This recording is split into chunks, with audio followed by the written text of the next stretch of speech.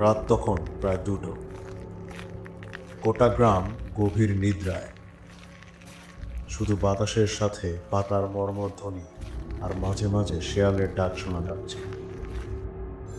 এমন সময় থানার ফোন বেজে উঠল। সাহায্য করুন, আমি আমি মরে যাব। ঘুম জড়ানো কণ্ঠে অফিসার রফিক ফোনটা ধরেছিলেন, কিন্তু পরক্ষণেই ও প্রান্ত থেকে একটা বিকট আর্তনাদ ভেসে এলো, আর ফোনটা কেটে গেল। রফিকের ঘুম উড়ে গেল।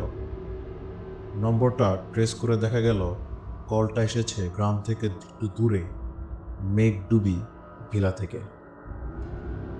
কিন্তু ওই বাড়ি তো বছরের পর বছর ফাঁকা পড়ে গেছে। মেঘডুবি বিলার গল্পটা রহস্যময়। বছর 20 আগে জমিদার রমেশ চন্দ্রের পুরো পরিবার খুন হয়েছিল ওই বাড়িতেই। কেউ বলে ডাকাতেরা এসেছিল, কেউ বলে পারিবারিক শত্রুতা, আর কেউ বলে ওই বাড়িতে কিছু একটা ছিল। কেউ আর ওই বাড়ির ধারে কাছেও যায় না এখন। তবু আজ রাতের ফোনটা তাহলে কি করবে? রফিক সঙ্গে সঙ্গে কনস্টেবল আজাদকে নিয়ে তার জিপ স্টার্ট দিলেন। বাড়িটার সামনে এসে যখন নামলেন, তখনও চারপাশ ঘুটঘুটে অন্ধকার।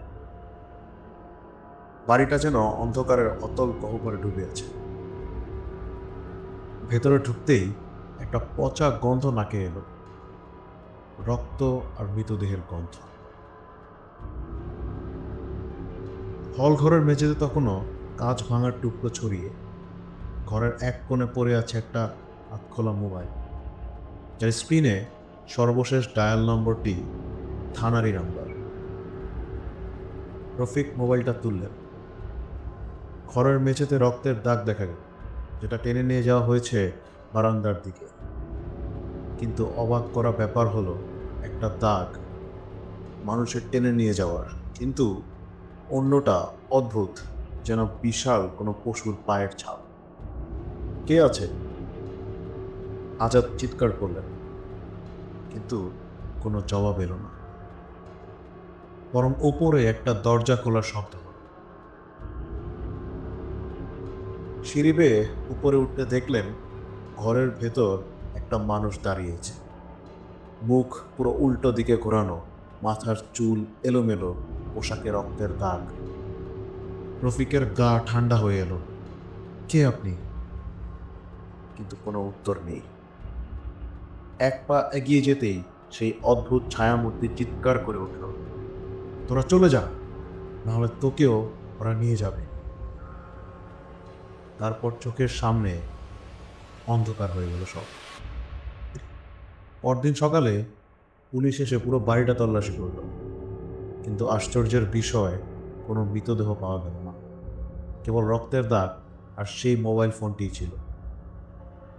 তবে ফাইল ঘেটে এক ভয়ানক তথ্য পাওয়া গেল। যে নাম্বারটা থেকে কল এসেছিল, এই মোবাইল নম্বরটা রেজিস্টার ছিল সৌভিক দত্ত নামে এক যুবক, যিনি 5 বছর আগে নিখোঁজ হয়েছিলেন। তার পরিবারের দাবি ছিল সৌভিক এক রাতে ওই বাড়িতে গিয়েছিল, তারপর আর কখনো এসে ফিরে আসেনি। কিন্তু প্রশ্ন হলো, যদি সে 5 বছর আগে নিখোঁজ হয়, তাহলে গত রাতে থানায় ফোন করলো কে? রফিকের মাথার ভেতর এখনো ঘুরছিল সেই রাতের আতঙ্কিত কণ্ঠস্বর, সাহায্য করুন, আমি মরে যাব। মেঘডুবি ভিলায় এই ঘটনার পর আর কাউকে কখনো ঘেঁষতে দেখা যায়নি, কিন্তু এখনো মাঝে মাঝে গভীর রাতে থানার ফোনটা বেজে ওঠে। ওপাশ থেকে কাঁপা কাঁপা কণ্ঠে কেউ বলে, সাহায্য করুন, আমি মরে যাব।